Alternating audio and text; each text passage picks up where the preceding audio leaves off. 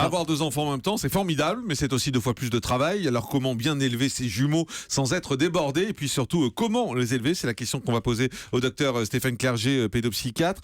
D'abord, peut-être on va écarter cette question assez basique. Les vrais, les faux jumeaux, c'est quoi la différence? Elle est importante, hein. Les vrais jumeaux, c'est en fait un œuf qui se divise en deux. Et donc, il y a le même patrimoine génétique et les enfants sont du même sexe.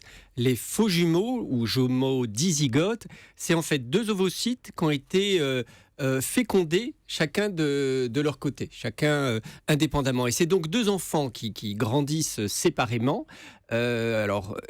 qui peuvent être de sexes différents et qui n'ont pas le même patrimoine génétique, donc qui ne sont pas susceptibles de se ressembler physiquement. Les vrais jumeaux sont donc toujours du même sexe, en revanche. Les vrais jumeaux sont toujours du même D'accord. sexe et ils sont aussi les moins nombreux. C'est une grossesse gémellaire sur 3.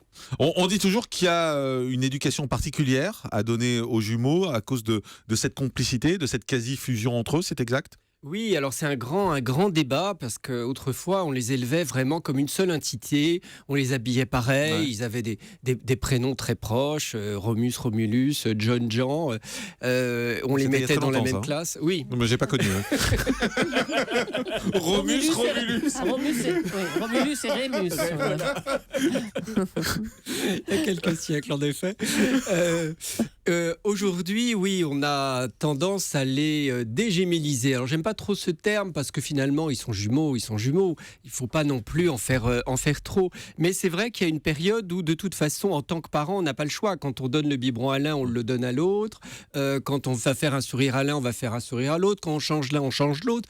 Donc, de toute façon, c'est vrai qu'on a un peu tendance à faire un peu pareil. Mais est-ce qu'il faut considérer que c'est une seule personne ou c'est 2 personnes? Et justement, il est important de considérer que c'est 2 individus, mais ça demande en tant que parent un travail sur soi, déjà de ne pas dire les jumeaux, mais vraiment de les appeler par leur prénom, de les habiller séparément, de ne pas les mettre dans le même berceau, même s'ils ont envie d'aller dans le lit l'un l'autre. Par exemple, les habiller différemment, c'est important. Oui, c'est des points importants, leur offrir aussi des jouets différents, pas le même jouet. Après, ils peuvent jouer ensemble, on peut leur offrir des jouets en commun, comme finalement à 2 frères et sœurs. D'ailleurs, on peut leur offrir des jouets communs et des jouets séparés.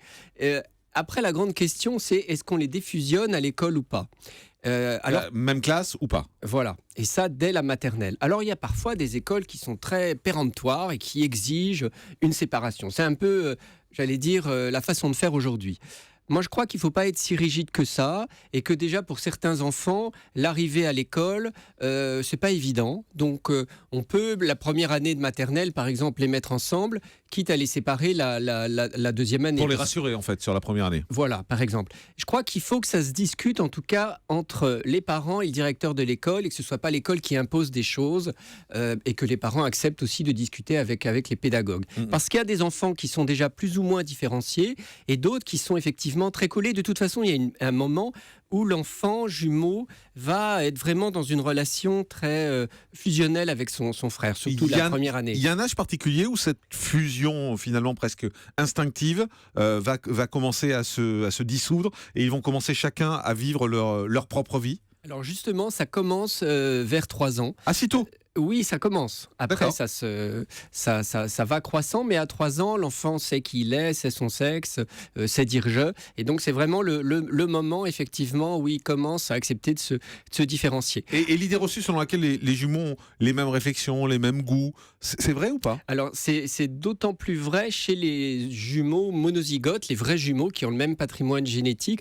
Mais c'est toujours difficile. Est-ce que ça vient du patrimoine génétique ou est-ce que c'est nous qui projetons, qui les éduquons en les associant? En vérité, ils peuvent se différencier. Dans la réalité, on voit des jumeaux qui ont des goûts différents, qui ont des centres d'intérêt différents et qui, même avec le temps, physiquement, se différencient parce qu'ils mangent différemment, ils ont des activités différentes.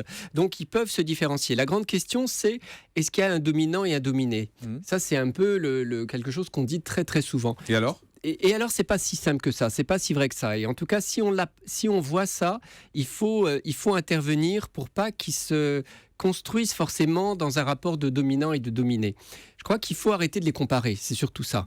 Et développer les compétences de chacun, mais veiller effectivement à ne pas les comparer pour pas qu'il y ait justement un qui devienne dépendant de l'autre.